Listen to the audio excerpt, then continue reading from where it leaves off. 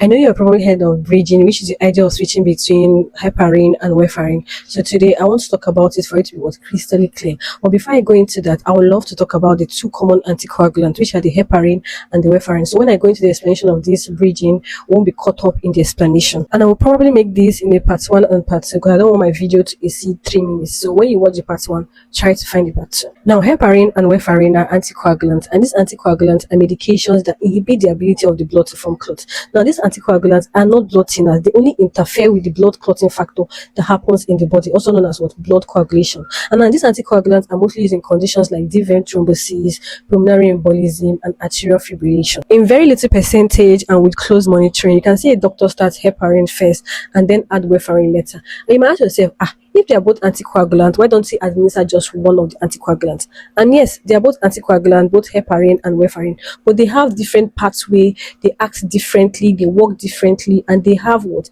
Different speed. Let me explain. Now, heparin works immediately because it activates antithrombin 3, which is antithrombin II, which block the clotting factors of thrombin and factor XA.